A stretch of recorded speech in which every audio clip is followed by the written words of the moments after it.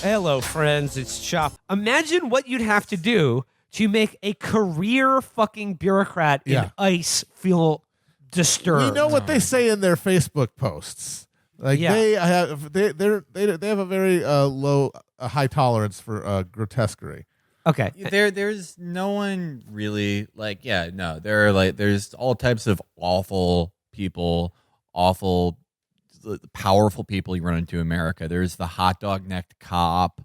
There's just the snarling tacked up SWAT officer. There's the brill creamed Fed. But no one's really like, you really want to talk like bodies, you really want to talk damage. No one is more scary than the guy like pleasantly grinning in his 3/4 zip up sweater in his Facebook profile picture and LinkedIn. It's this guy. This guy's collected the most bodies in the last fucking 30 years. So listen to this. They made some career ICE workers uncomfortable.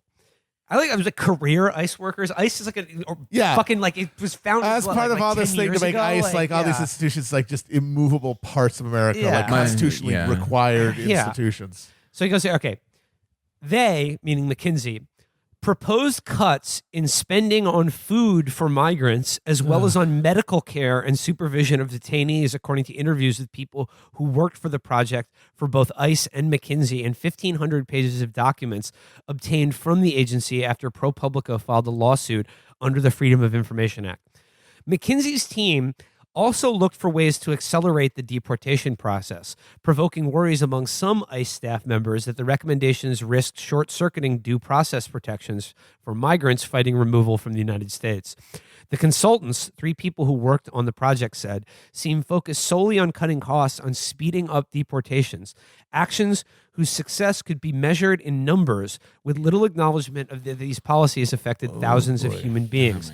In what one former official described as heated meetings with McKinsey consultants, staff members questioned whether saving pennies on food and medical care for detainees justified the potential human costs. But the consultant firm's sway at ICE grew to the point that McKinsey staff even ghost-wrote a government contracting document that defined the consulting team's own responsibilities and justified the firm's retention, a contract extension worth $2.2 million. Can they do that? An ICE official wrote to a contracting officer in May 2012.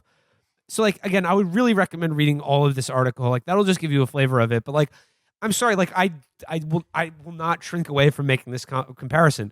This is like IG Farben and IBM working for the Nazis. This is like McKinsey. What they're doing for ICE now is helping them streamline and rationalize and manage their concentration camp system. Market-based forces to bear. And these are the people Mayor Pete worked for. Did Mayor Pete work on this? The thing is, we don't know. NDA, motherfucker. We don't know because Mayor Pete has, when asked about this, and again, Mayor Pete is running for president of the United States right now. He's a national public figure, and he is saying that he cannot talk about what he did at McKinsey, what he worked on there, because it's covered by a corporate NDA. Yep. If he wanted to, he could break it. Absolutely. Tomorrow. There's only a civil liability. He gets sued. So big deal. You're running for fucking president. Take it on the chin.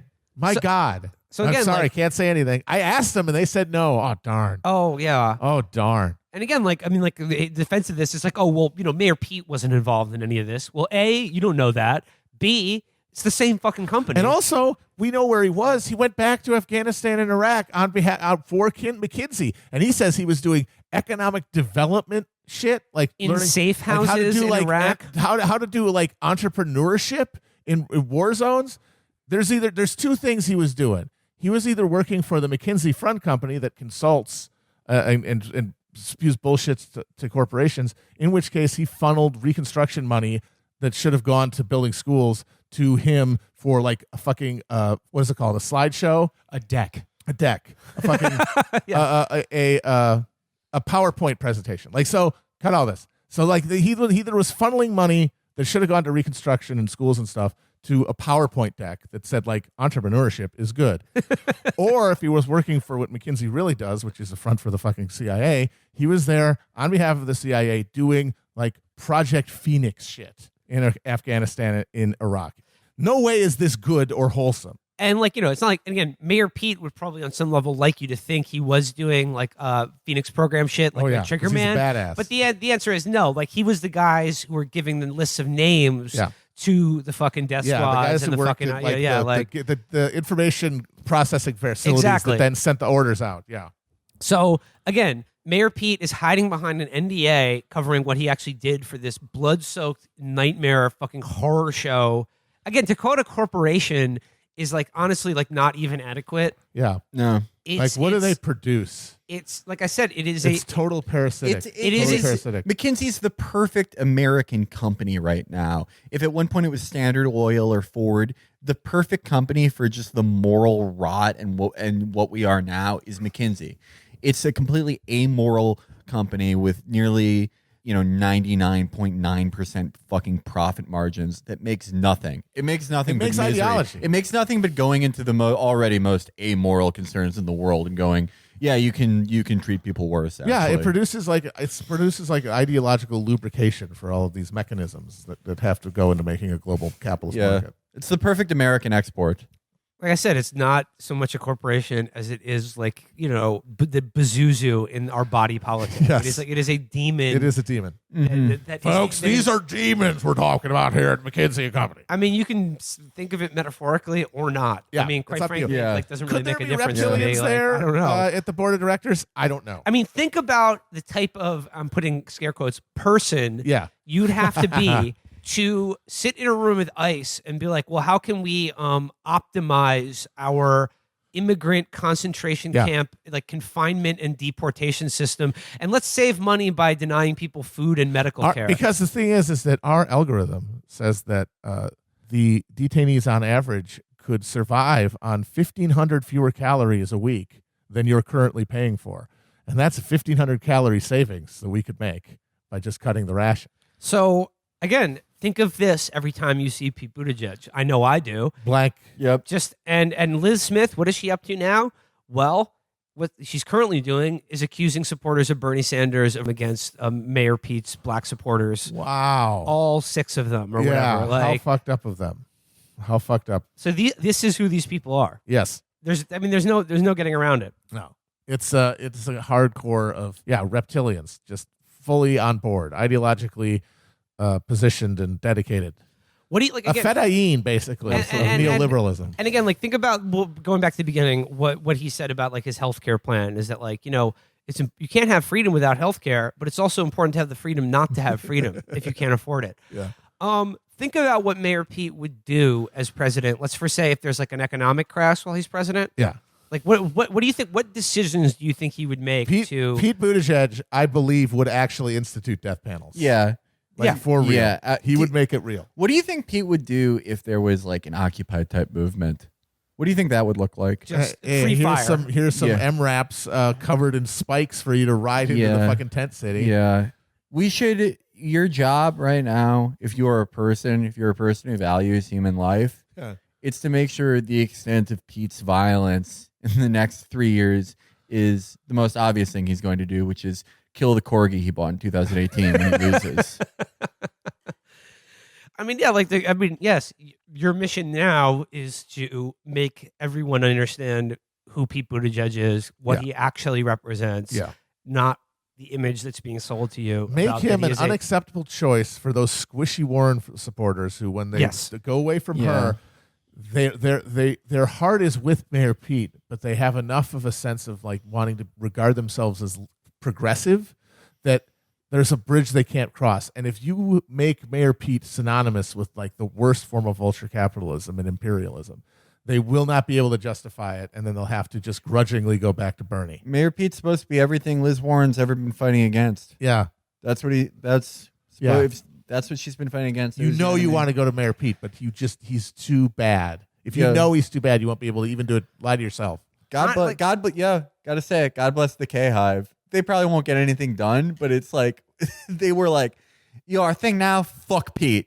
Well, they're fuck everybody. They're fuck everyone, They're yeah. nihilists. They're the black pill. Who are they? Who are they in Game of Thrones? They're sort of like a brotherhood without not Yeah. the brothers without banners. No, they're like quite. Littlefinger in that they've been shit on and they're now going to dedicate their entire life to like destroying the world. They're purely Yeah. nihilists. Well, they could be like the Greyjoys after Euron comes back. They're they're Try absolutely to the get the fucking Greyjoys. blow on the horn. yeah.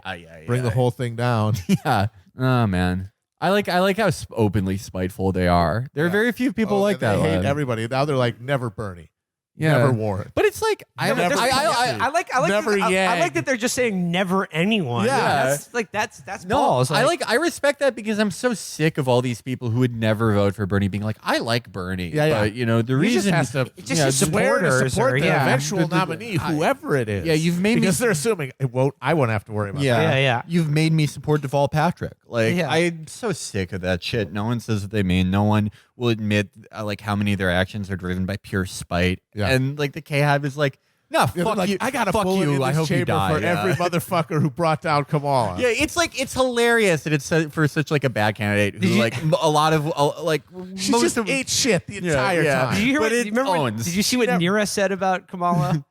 She said that like this is like a tragedy that she's gone, and like I will support whoever the nominee is eventually, but all the people who preemptively had the knives out for her, I will never forget their names.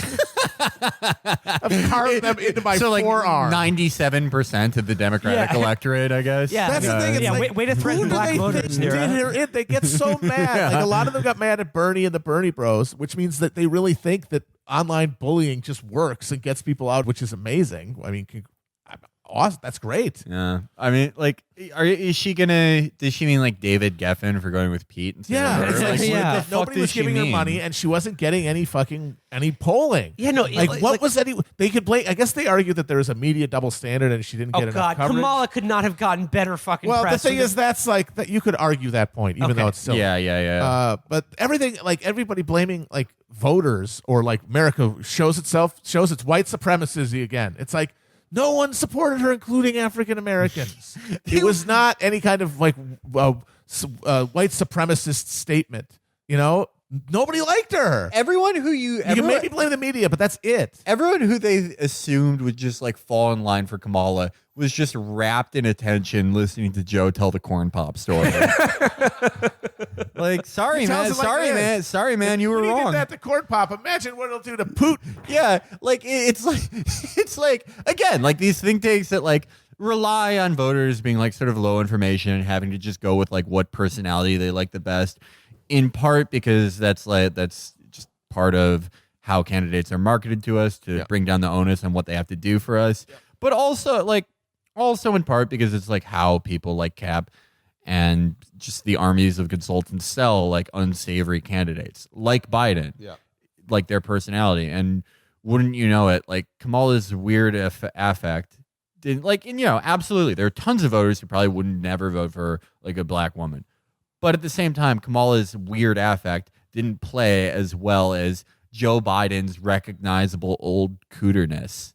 Just a crazy old coot come down from the mountain with some pelts to sell. Right. He sure is lippy over there at the tavern. Right, like when Kamala would get up there, it was like, what the fuck The thing type she of did- person are you trying to be? Like when she would go up there and be like, she'd be like, yeah, everyone in my family smokes weed. I'm Jamaican. And it's like, didn't you like used to lock people up?